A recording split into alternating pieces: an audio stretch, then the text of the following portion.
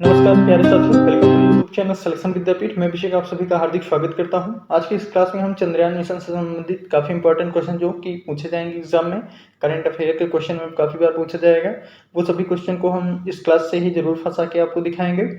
जैसे कि आपने अभी तक किसी न किसी यूट्यूबर से या किसी यूट्यूब क्लास के माध्यम से आपने ये चंद्रयान से रिलेटेड क्लास जरूर देखी होगी, पर हम आपको एक विश्वास दिलाना चाहते हैं कि उन सभी क्लासेस से कुछ ना कुछ अधिक आपको इस क्लास में सीखने को जरूर मिलेगा। आज की इस क्लास में पहले हम इसका थ्योरी कवर करेंगे, इसके बाद एक अगली क्लास लाएंगे, उसमें हम एमसीक्यू टाइप क्वेश्चन को सॉल्व करेंगे। आज के इस क्लास में हम पहले जानेंगे क्या क्या खास है, उसके बाद शुरू से अंत तक आप जरूर क्लास को देखेंगे। इस क्लास में पहले हम पढ़ेंगे चंद्रयान 3 जो है वो चर्चा का कारण क्या है, इसमें चर्चा का कारण क्या बना है, किस कारण से वह चर्चा में इतना अधिक है। उसके बाद चंद्रयान 3 मिशन क्या है, चंद्रयान 3 मिशन क्या है, इसके बारे में जो विशेषता है वो भी पढ़ेंगे। उसके बाद पढ़ेंगे चंद्रयान मिशन क्या है, इसका परिचय पढ़ेंगे। उसके बाद चंद्रयान 3 मिशन का उद्देश्य क्या है, इसको पढ़ेंगे। फिर नीचे आकर देखेंगे चंद्रयान 3 मिशन की विशेषता क्या है। उसके बाद और फिर इसी प्रकार नीचे आएंगे तो हम देखेंगे चंद्रयान 3 मिशन जो है इसमें क्या क्या बदलाव और सुधार किया गया था। जो चंद्रयान 2 मिशन भेजा गया था वो किसी कारण से असफल रहा, तो चंद्रयान 3 में ऐसा क्या बदलाव किया गया, सुधार किया गया जिसके कारण यह मिशन सफल रहा हमारा। उसके बाद आगे पढ़ेंगे इसका प्रक्षेपण और इसकी समय रेखा पढ़ेंगे। फिर आगे चल के हम इसके दक्षिण ध्रुव पर इसके चंद्रमा के समीप लैंडिंग जो कराई गई है इसका क्या महत्व है, किस कारण से दक्षिण ध्रुव पर ही इसकी लैंडिंग कराई गई, ये पढ़ेंगे। फिर आगे और धीरे आएंगे हम नीचे देखेंगे तो भारत के चंद्रयान मिशन टोटल कितनी बार भेजे गए हैं, किन बार सफल हुए हैं और किन किन का क्या महत्व था, किन किन रॉकेट से भेजे गए हैं, ये सभी नीचे पढ़ेंगे। इसके बाद और देखेंगे तो हम यह चंद्रयान 1 मिशन क्या था, चंद्रयान 2 मिशन क्या था, फिर नीचे आएंगे चंद्रयान मिशन कितने प्रकार से भेजे जाते हैं, इन सभी के बारे में संपूर्ण पढ़ेंगे। इस क्लास से आपको ना कि वनडे एग्जाम, आपको सभी एग्जाम कॉम्पिटिटिव एग्जाम में जरूर आपको ये इन क्लासेस से जरूर हेल्प मिलेगी। तो उम्मीद करता हूँ आप शुरू से लास्ट तक जरूर क्लास देखेंगे। तो बिना किसी देरी के हम अपनी क्लास शुरू करते हैं। हमारे सामने अब चंद्रयान पढ़ेंगे। चंद्रयान 3 का चर्चा में रहने का क्या कारण है, तो चंद्रयान 3 जो प्रक्षेपण मिशन है यह भारतीय अंतरिक्ष अनुसंधान संगठन इसरो के द्वारा यह भेजा गया था, जो कि चंद्रमा के दक्षिणी ध्रुव पर सॉफ्ट लैंडिंग किया है, जो कि विश्व का प्रथम ऐसा भारत देश है जिसने चंद्रमा के दक्षिणी ध्रुव पर सॉफ्ट लैंडिंग करने वाला प्रथम देश बना है। तो इस कारण से यह चंद्रयान 3 मिशन जो था यह चर्चा में था। चंद्रयान 3 मिशन का परिचय जान लेते हैं। तो चंद्रयान 3 मिशन भारत का तीसरा चंद्रमा मिशन है, जो कि चंद्रमा की सतह पर सॉफ्ट लैंडिंग करने वाला दूसरा मिशन है। मतलब पिछली बार हमने भेजा था जिसमें किसी न किसी तकनीकी खराबी के कारण वह मिशन असफल हो गया था, तो यह दूसरा प्रयास था जो कि सॉफ्ट लैंडिंग किया, जो कि विश्व का प्रथम देश बना जो कि चंद्रमा के दक्षिण ध्रुव पर सॉफ्ट लैंडिंग किया। इसके पहले पहला मिशन जो भेजा गया था वो सिर्फ उसके आसपास के जानकारियों को इकट्ठा करने के लिए भेजा गया था, जो कि हम आगे चल के उसके बारे में भी जानेंगे। चंद्रयान 3 मिशन के तहत इस मिशन के तहत चंद्रयान 3 यह कब लॉन्च हुआ था, काफ़ी बार पूछा जाएगा। तो 14 जुलाई 2023 को, जैसे चंद्रयान 2 मिशन भेजा गया था हमारा, कब लॉन्च हुआ था, किस व्हीकल से लॉन्च हुआ था, किस समय लॉन्च हुआ था, ये सब के बारे में करंट अफेयर का क्वेश्चन प्रीवियस ईयर पेपर्स में जरूर पूछे गए थे। तो ये तो सॉफ्ट लैंडिंग है, इसके बारे में जरूर पूछा जाएगा। तो यह कब लॉन्च हुआ था, 14 जुलाई 2023 को लॉन्च हुआ था, जो कि दोपहर 2:35 पर श्रीहरिकोटा सतीश धवन अंतरिक्ष केंद्र से यह उड़ान भरी थी। उसके बाद आगे आके और देखेंगे हम, तो इसमें एक स्वदेशी लैंडर जो मौजूद है, लैंडर मॉड्यूल जो मौजूद है, इसे क्या कहते हैं, शॉर्ट में एलएम कहते हैं। ठीक है, क्या कहते हैं, एलएम कहते हैं। और एक क्या है, पीएम है, जिसे प्रोपल्सन मॉड्यूल कहते हैं। इन सभी के बारे में हम डिटेल नीचे पढ़ेंगे। और एक रोवर भी शामिल है जिसका उद्देश्य ग्रही मिशन के लिए आवश्यक नई प्रौद्योगिकियों को विकसित एवं प्रदर्शित करना है। चंद्रयान 3 मिशन के मुख्य उद्देश्य क्या है, तो चंद्रमा की सतह पर सुरक्षित और सुगम लैंडिंग करना है, रोवर को चंद्रमा पर घूमते हुए प्रदर्शित करना है, यथासंभव वैज्ञानिक प्रयोग का संचालन करना है। ये तीनों चंद्रयान 3 मिशन के प्रमुख उद्देश्य हैं।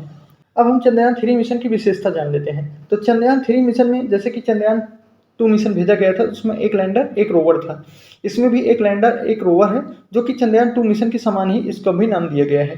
चंद्रयान 3 मिशन के लैंडर का क्या नाम है, तो लैंडर का नाम विक्रम है, और रोवर का क्या नाम है, तो रोवर का नाम प्रज्ञान है। लैंडर का नाम क्या है, विक्रम है।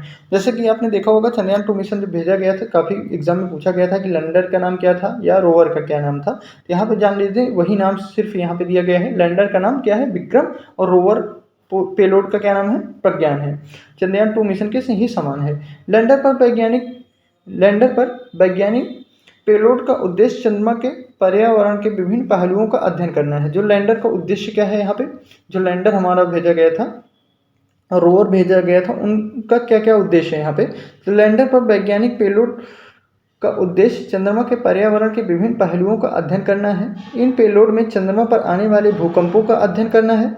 इनके प्रमुख उद्देश्य में क्या क्या है, तो इन पे चंद्रमा पर आने वाले भूकंपों का अध्ययन करना है। सतह के समीप तापीय गुण क्या क्या है उसमें ये अध्ययन करना है। सतह के पास प्लाज्मा में बदलाव क्या क्या होता है इसका अध्ययन करना है। और पृथ्वी से चंद्रमा की दक्षिणी ध्रुव की एग्जैक्ट सटीक वैल्यू क्या क्या है, सटीक दूरी कितनी है, ये इसका माप करना है। ये इसकी विशेषता है। आगे देख लेंगे तो चंद्रयान 3 के प्रणोदन मॉड्यूल में एक नया प्रयोग किया गया है जो कि चंद्रयान 2 मिशन से कुछ अलग किया गया है, जिसमें स्पेक्ट्रोपोलरीमेट्री ऑफ हैबिटेबल प्लैनेट, जिसको हम सेप भी कहते हैं। सेप का लक्ष्य क्या है, तो परिवर्तित प्रकाश में विश्लेषण कर संभावित रहने योग्य छोटे ग्रहों की खोज करना है। सेप का अर्थ क्या है, तो चंद्रमा के आसपास जो छोटे छोटे ग्रह हैं उनकी खोज करना है। चंद्रयान 3 में बदलाव और सुधार क्या क्या किए गए हैं, जो चंद्रयान 2 से इसमें कुछ अलग किया गया है, बदलाव किए गए, सुधार क्या क्या किए गए हैं, तो इसको जान लेते हैं। तो इसका लैंडर जो क्षेत्र था जहाँ ये लैंडिंग करेगा उसको विस्तार किया गया है। उसका लैंडर क्षेत्र विस्तार किया गया, मतलब उसको बड़ा किया गया है, जो एक बड़े निर्दिष्ट क्षेत्र के भीतर सुरक्षित रूप से उतरने की सुविधा देता है। लैंडर को अधिक ईंधन से लैस किया गया है ताकि यह काफ़ी समय तक अंतरिक्ष में रह सके। इसलिए इसमें अधिक मात्रा में, पिछले चंद्रयान 2 से इसमें अधिक मात्रा में ईंधन दिया गया है ताकि ये आवश्यकता अनुसार लैंडिंग स्थल अथवा वैकल्पिक स्थानों तक लंबी दूरी तय की जा सके। चंद्रयान 2 में केवल 2 सौर पैनल, चंद्रयान 2 में केवल 2 सोलर पैनल दिए गए थे, जो कि इसकी तुलना में चंद्रयान 3 में 4 सोलर पैनल लगाए गए हैं। ठीक है, चंद्रयान 2 से क्या क्या अलग किया गया, पहले देखेंगे इसका लैंडिंग क्षेत्र बड़ा किया गया, जहाँ यह काफ़ी अधिक दूरी में लैंड करे। उसके बाद इसमें अधिक ईंधन दिया गया ताकि यह अपने आवश्यकता अनुसार लैंडिंग स्थल को कन्फर्म करके वहाँ पे लैंडिंग कर सके सुरक्षापूर्ण से। उसके बाद क्या किया गया, चंद्रयान 2 में 2 सोलर पैनल दिए गए थे और इसमें क्या किया गया, इसमें 4 सोलर पैनल को लगाया गया था। लैंडर की गति की निरंतर निगरानी करने और आवश्यक सुधार के लिए चंद्रयान 3 में अतिरिक्त नेविगेशन और मार्गदर्शन उपकरण मौजूद किए गए ताकि इसकी पल पल की खबर पता चलती रहे। इसमें क्या खराबी हो रही है, क्या इसमें और किया जा सकता है, इन सभी के लिए इसमें अधिक नेविगेशन मार्गदर्शन उपकरणों का प्रयोग किया गया। इसमें लेजर डॉपलर वेलोसीमीटर नामक एक उपकरण शामिल किया गया है जो लैंडर की गति का माप करने के लिए चंद्रमा की सतह पर लेजर बीम उत्सर्जित करेगा। ठीक है, जो लैंडर की गति को माप करने के लिए चंद्रमा की सतह पर लेजर बीम डालेगा। प्रक्षेपण और समय रेखा जान लेते हैं। इसमें अगला पॉइंट हमारा क्या है, प्रक्षेपण और समय रेखा। चंद्रयान 3 मिशन को लॉन्च करने के लिए किस रॉकेट का प्रयोग किया गया था, काफ़ी इंपॉर्टेंट क्वेश्चन है, यहाँ पे देखेंगे हम, काफ़ी बार पूछा गया है, जैसे पिछले में भी पूछा गया था। तो लॉन्च व्हीकल कौन सा था चंद्रयान 3 के लिए, LBM-3M4 लॉन्चर था। ठीक है, इसको याद रखेंगे कौन सा था, LBM-3M4 लॉन्चर का सफलतापूर्वक प्रयोग किया गया था चंद्रयान 3 के लॉन्चिंग में। LBM-3 के उड़ान भरने के लगभग 16 मिनट बाद अंतरिक्ष यान रॉकेट से अलग हो गया था। इसका काम ही होता है कि रॉकेट जो होता है उसको धरती के सतह तल से ऊपर ले जाकर छोड़ना होता है। ठीक है, ताकि यह पहले स्टार्टिंग में काफ़ी फोर्स करके उसे ले जाके अंतरिक्ष में छोड़ता है। तो इसका क्या था, LBM-3 उड़ान भरने के लगभग 16 मिनट के बाद अंतरिक्ष यान को रॉकेट से अलग हो गया। यह एक अंडर कार पार्किंग कक्षा EPO में प्रवेश कर गया। चंद्रयान 3 की यात्रा में लगभग टोटल कितने दिनों का समय लगा, तो 42 दिनों का समय लगने का अनुमान है। और यह कब लैंड किया था, ये भी पूछेगा कब लैंड किया, तो यह 23 अगस्त 2023 को चंद्रमा के दक्षिणी ध्रुव पर सफलतापूर्वक लैंडिंग किया था। लैंडर और रोवर का मिशन क्या था, लैंडर और रोवर का मिशन लाइफ एक चंद्र दिवस पृथ्वी के दिन से लगभग 14 दिन का है। 14 दिन का होगा क्योंकि वे सौर ऊर्जा पर कार्य करेंगे। इसमें कितने पैनल लगे थे सौर ऊर्जा के, 2। चंद्रयान 2 में कितने लगे थे, उसमें 2 लगे थे। इसमें कितने सोलर पैनल लगे हैं, तो इसमें 4 लगे हैं। चंद्रयान 3 में कितने सौर पैनल लगे हैं, तो इसमें 4 पैनल लगे हैं। ठीक है, उसके बाद यहाँ पे चंद्रयान 3 की लैंडिंग साइट जो थी वह कौन सी थी, यह दक्षिण ध्रुव के समीप लैंडिंग किया था, जो कि विश्व का प्रथम देश बना। अब जानते हैं दक्षिण ध्रुव के समीप चंद्रमा की लैंडिंग का महत्व क्या है, किस कारण से दक्षिण ध्रुव पर चंद्रयान 3 की लैंडिंग कराई गई, जो कि ऐतिहासिक रूप से स्वर्णिम अक्षरों में जरूर लिखी जानी चाहिए। ऐतिहासिक रूप से चंद्रमा के लिए अंतरिक्षयान मिशनों ने मुख्य रूप से भूमध्य रेखीय क्षेत्र को उसके अनुकूल भूखंड और परिचालन स्थितियों के कारण लक्षित किया गया। हालांकि चंद्रमा की दक्षिणी ध्रुव पर भूमध्य रेखा क्षेत्र की तुलना में काफी अलग और अधिक चुनौतीपूर्ण भूभाग है। कुछ ध्रुवीय क्षेत्रों का सूर्य पर प्रकाश दुर्लभ है। चंद्रमा के दक्षिणी ध्रुव पर कुछ जगह सूर्य का प्रकाश पहुंचना दुर्लभ है, जिसके परिणाम स्वरूप उन क्षेत्रों में हमेशा अंधेरा रहता है, जहां तापमान लगभग -230 डिग्री सेल्सियस के आसपास पहुंच जाता है। चंद्रमा का दक्षिणी ध्रुव अत्यधिक विपरीत स्थितियां प्रदान करता है, जो मनुष्य के लिए चुनौतियां उत्पन्न करता है, लेकिन यह उन्हें प्रारंभिक सौर मंडल के बारे में बहुमूल्य जानकारी का संभावित भंडार भी माना जाता है। इसीलिए इस क्षेत्र का पता लगाने का महत्व अधिक है, जो भविष्य में गहरे अंतरिक्ष अन्वेषण को प्रभावित कर सकता है। इस कारण से चंद्रयान 3 को चंद्रमा के दक्षिणी ध्रुव पर लैंडिंग कराया गया। इसका ये महत्व था। भारत के अन्य चंद्रयान मिशन के बारे में जान लेते हैं। जैसे कि हमने आपको बताया था कि कई चंद्रयान मिशन लॉन्च किए गए थे, जो 3 था। इस बार पूछा जाएगा कौन सा चंद्रमा पर लैंडिंग कराने का सफल मिशन था। यह चंद्रयान दूसरे नंबर का चंद्रयान मिशन माना जाएगा और टोटल अभी तक 3 चंद्रयान मिशन भेजे गए हैं। चंद्रयान मिशन क्या था? चंद्रयान 1 जो था पहली बार भेजा गया था, वो मिशन क्या था? तो यहाँ पे थोड़ा नोट पॉइंट देखेंगे तो 15 अगस्त 2003 को भारत ने चंद्रयान कार्यक्रम शुरू किया था। काफ़ी बार पूछा जाएगा क्वेश्चन कि पहली बार चंद्रयान मिशन जो भेजा गया, कब चंद्रयान मिशन का यह कार्यक्रम कब शुरू हुआ, कब डिसाइड किया गया कि चंद्रमा पर मिशन भेजना है, उसके बारे में जानकारी इकट्ठा करनी है। तो 15 अगस्त 2003 को भारत ने चंद्रयान कार्यक्रम की शुरुआत की और आखिरकार आगे चलकर नवंबर 2003 को भारत सरकार ने पहली बार, जैसे कि हमने आपको ऊपर बताया था कि टोटल चंद्रयान मिशन 3 भेजे गए हैं, जिसमें से 2 सफल लैंडिंग के उद्देश्य भेजे गए थे। अब इन्हीं के बारे में जानते हैं कि चंद्रयान मिशन 1 क्या है।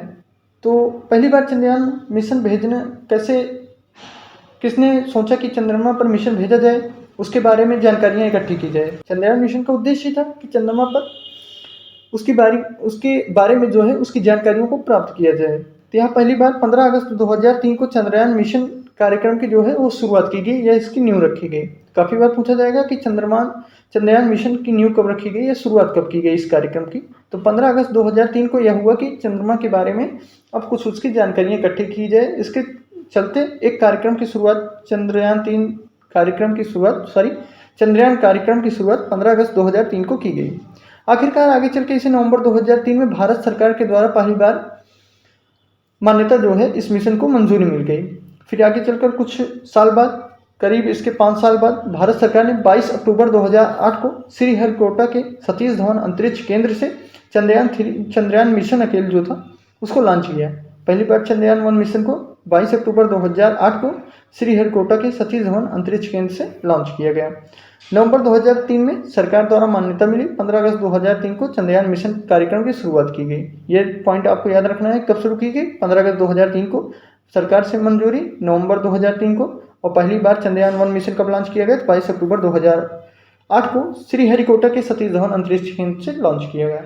ये काफ़ी इंपॉर्टेंट पॉइंट रहेंगे आपको याद करने के लिए। आगे चल के देखेंगे भारत का चंद्र अन्वेषण 2008 में जो पहला चंद्रयान मिशन भेजा गया, इसके साथ क्या था? तो चंद्रयान 1 के साथ शुरू हुआ।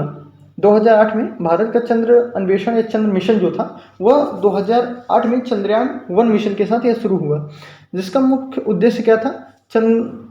चंद्रमा के त्रिआयामी अटलस निर्मित करना था। अभी हम नीचे आपको बताएंगे कि कितने प्रकार के चंद्रयान मिशन भेजे जाते हैं। उसी के चलते हुए चंद्रयान 1 मिशन को भी आप रिलेट कर सकते हैं और चंद्रयान 2 या 3 को भी रिलेट कर सकते हैं। तो त्रिआयामी एटलस निर्मित करना था और खनिज मानचित्रण करना था वहाँ पे। यह किस रॉकेट के द्वारा भेजा गया था? प्रक्षेपण यान PSLV C-11 के बारे में C-11 के माध्यम से यह भेजा गया था। काफ़ी बार पूछा गया है, जो कि अभी तक पूछा जाता है। यह क्वेश्चन काफ़ी बार पूछा गया है। आगे चल के काफ़ी एग्जामों में भी यह क्वेश्चन पूछा जाएगा कि चंद्रयान मिशन जो है वह किस प्रेक्षण यान से भेजा गया था। तो किससे भेजा गया था? PSLV C11 से यह पहली बार भेजा गया था। चंद्रयान 1 मिशन में चंद्रमा की सतह पर पानी और हाइड्रोक्सिल का पता लगाना था। इसका सिर्फ काम क्या था कि चंद्रमा की सतह के आसपास जाकर यह चंद्रमा की सतह पर पानी और हाइड्रोक्सिल का पता लगाना था, जो कि यह पता लगाने के बाद महत्वपूर्ण जो वहाँ की चित्र थे वह यहाँ पे भेजना था। उसके बाद आगे चल के चंद्रयान 2 मिशन भेजा गया, जो कि असफल हो गया किसी कारणवश। तो इसकी असफलता और खोज क्या थी? तो चंद्रयान 2 मिशन एक ऑर्बिट, लैंडर और रोवर शामिल थे इसमें। चंद्रयान 2 मिशन में एक ऑर्बिटर और एक लैंडर, एक रोवर शामिल थे। यह पहला भारत की तरफ से कह सकते हैं मिशन ऐसा था जो कि चंद्रमा पर सॉफ्ट लैंडिंग के उद्देश्य से भेजा गया था। इसका लक्ष्य चंद्रमा के दक्षिण ध्रुव की खोज करना था, जो कि असफल हो गया था। इसका प्रक्षेपण कौन सा था? तो GSLV MK3 M1 था। ठीक है, ये याद रखेंगे। आगे चल के देखेंगे, यद्यपि लैंडर और रोवर चंद्रमा की सतह पर दुर्घटनाग्रस्त हो गए थे, ऑर्बिटर ने सफलतापूर्वक डेटा एकत्रित किया और सभी अक्षांशों पर पानी का प्रमाण पाया। चंद्रयान मिशन के प्रकार अब जान लेते हैं। जैसे हमने आपको बताया कि चंद्रयान मिशन जो होते हैं वो कई प्रकार के भेजे जाते हैं, जिसमें चंद्रयान 1 भी हमारा शामिल था, चंद्रयान 2 भी शामिल है। इसी प्रकार कई प्रकार के चंद्रमा पर मिशन भेजे जाते हैं। वो कौन कौन से मिशन हैं? तो पहला मिशन क्या हुआ है? पहला फ्लाईबिज है। चंद्रमा पर फ्लाईबिज मिशन भेजा जाता है। इस मिशन के अंतर्गत क्या होता है? 3 मिशन में चंद्रमा की कक्षा में प्रवेश किए बिना, उसके बाहरी मतलब क्षेत्र में, इस मिशन में चंद्रमा की कक्षा में प्रवेश किए बिना अंतरिक्ष यान का चंद्रमा के पास से गुजरना ही शामिल होता है, कि वह चंद्रमा के आसपास से इसे गुजरते हुए चला जाएगा, जिससे दूर से अवलोकन की अनुमानित होती है। वह दूर से उस पर लेजर बीम डाल के या किसी माध्यम से उसका अवलोकन करेगा। उदाहरण से जैसे संयुक्त राज्य अमेरिका द्वारा पायनियर 3 और 4 तथा सोवियत रूस द्वारा लूना 3 जो था वो भी शामिल था। लूना 3 और संयुक्त राज्य अमेरिका जो पायनियर 3 और 4 चंद्रयान मिशन था वह फ्लाईबिज मिशन के अंतर्गत था, जो कि चंद्रमा में लैंडिंग करना नहीं था उसका उद्देश्य सिर्फ चंद्रमा की कक्षा में प्रवेश किए बिना अंतरिक्ष यान जो था भेजा गया था, वह चंद्रमा के पास से सिर्फ उसका गुजरना ही तय किया गया था। अगला बातें हैं, यह पहला हो गया, इस प्रकार का मिशन भेजा जाता है। दूसरा किस प्रकार का मिशन भेजा जाता है? ऑर्बिटर मिशन भेजा जाता है। दूसरा किस प्रकार का मिशन भेजा जाता है? ऑर्बिटर मिशन भेजा जाता है।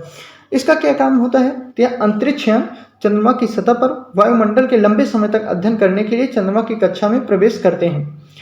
चंद्रयान 1 मिशन जो था और 46 अन्य मिशन इसी प्रकार ऑर्बिटर का प्रयोग किया गया है। उसके बाद तीसरा मिशन कौन आता है? तीसरा टाइप का मिशन प्रभाव मिशन आता है, जो कि ऑर्बिटर मिशन का विस्तार है।